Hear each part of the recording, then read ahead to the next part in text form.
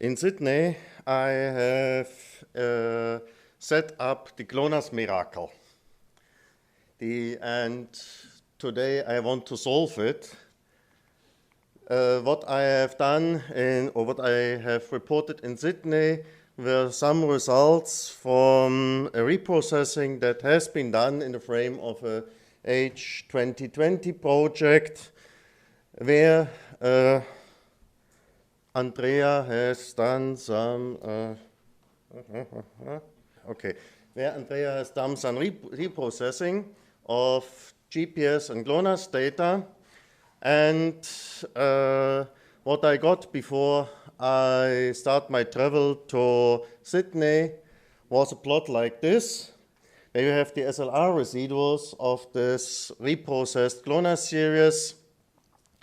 And what was surprising me that at the beginning of the lifetime you had SLR residuals in the regular expected magnitude, but at a certain day they increased by a factor of 2. I had this example, I have also shown this example, and there are affected many more satellites, but also the date, what looks here quite comparable, is then quite different if you look at more examples.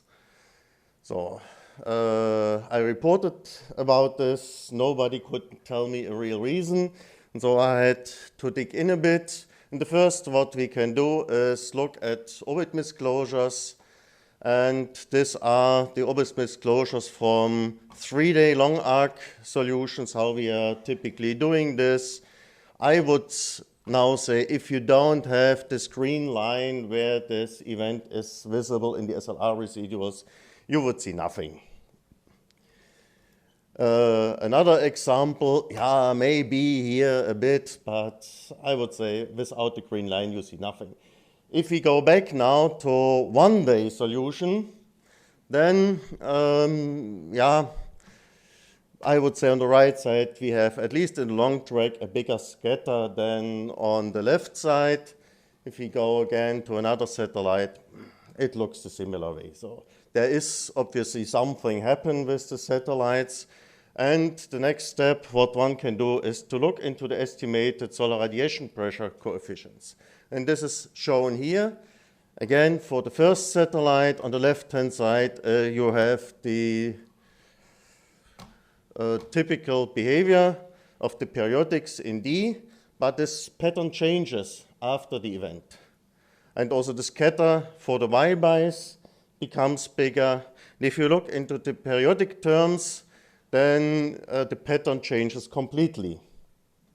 And for completeness also, the other example, the magnitude of the periodics in the D increases, the scatter changes, the pattern changes in the periodic terms. Can we observe the same in the 3-day? Yes, we can.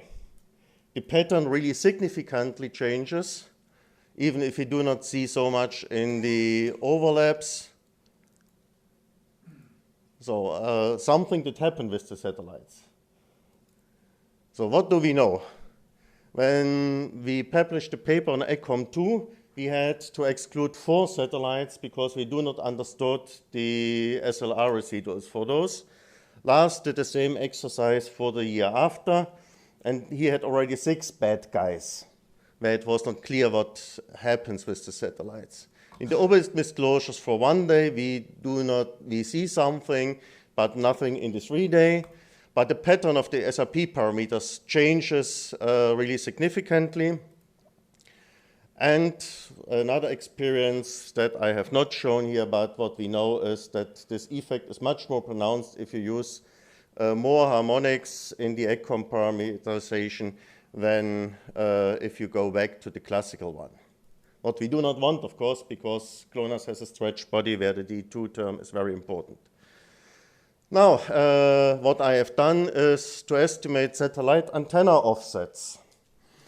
And if you look here at this line, if I can mouse, I can point to this, but I think otherwise you see it also so as well. The green line, you have a drop in the X component for the satellite antenna offset. You see in that particular case also something in the Z component, but it is not typical for the examples. In most cases, you see nothing in the Z component, but something in the horizontal components about a magnitude of 10 to 15 centimeters.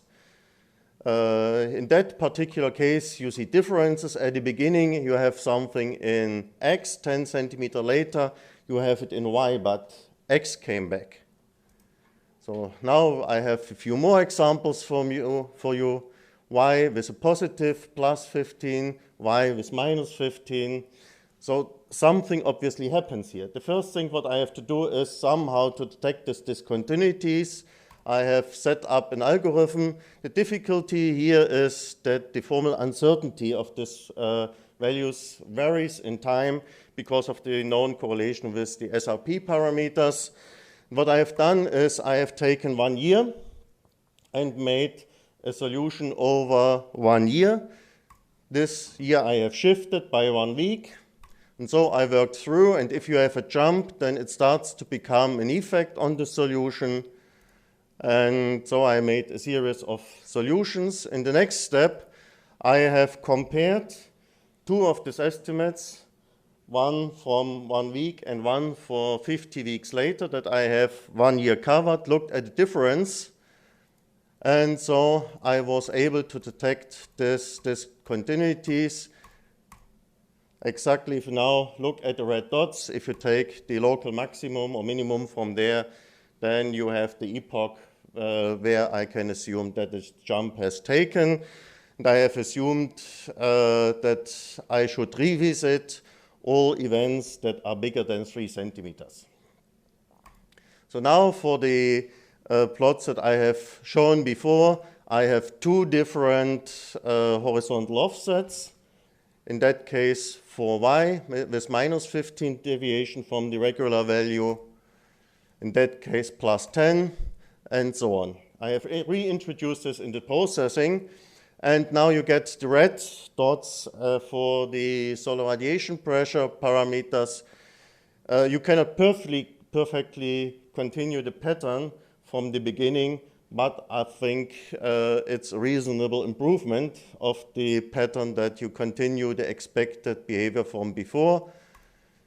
So also the periodic terms look much better. I have the other example as well here. So the proof is, of course, the SLR residuals. These are the SLR residuals with the new pattern or with the new offset, and these have been the original ones. If I switch forward, backward, you see an improvement. The next example, again, improvement.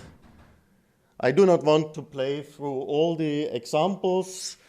This might become boring here at this point, but what I have done to give you a summary is I have collected all the laser measurements from 1 year. The median gives the white dot, and then the 25, 75 quantile as the beginning and the end of the colored line. And what you can see, for instance, for satellite 723, that the scatter is really nicely improved to the new offsets. But also in other examples, for instance, 717, there the scatter was not reduced, but the median values are much more consistent during the time. So from this, I think we can now work through this. So which satellites you had in your list, Peter, with the, at least I remember 34, 35, where we have some effect. There are also some cases where there are statistical effects. For instance, for the last satellite, 744, in the first year, there are not many laser measurements, so there can also be a statistical artifact inside. So the last question that exists for me is, what can happen at the spacecraft? Can really the center of mass change by 10 centimeters? The total mass of the satellite is 1.5 tons, so you have to shift 150 kilo by 1 meter that you get such shift of the center of mass. Otherwise, you have to burn a lot of fuel that you can create such a shift in the center of mass. Possibly this is not the realistic explanation. Something else what can happen is, of course, that you have something with the navigation antenna. That there became an issue. If you look the locations of the different horizontal offsets that I have estimated, you get the scatter in the red for the GLONASS M, in blue for the GLONASS satellites. So I would say there is not really a systematic behavior which would explain that a part of the antenna would fail. And in particular, I have seen nothing significant in the Z component. So from this, it's not very convincing to me that it is the antenna. Other thing is if you have the location of the navigation antenna and you shift there the center a bit of about 10 centimeters, it means that it corresponds to an angle in the center of mass of the satellite of 3 to 4 degrees, which would mean a misorientation, a pitch or roll of the satellite. And the GLONASS satellite cover the Earth with a nadir angle of 14 degrees. So I would say the antenna would work in a spectrum of 17 degrees, something like this. If it is tilted then by 3 degrees, you still get data. And this corresponds also to the observations that we can find this bad guy satellites also if we only look at the single frequency receptions of receivers. So there we have much more epochs where we have only one frequency data for the satellites than for the others. So, but possibly there are also other explanations. We could continue the speculations or reverse engineerings, how you want to name it. But at least finally the conclusion of this exercise is to re-estimate the satellite antenna offset help to apply this different horizontal components helps to reduce the SLR residuals. The SRP estimates look much more plausible than the original ones. So that it is on the movie. I have here the complete list of the satellites. And that's it.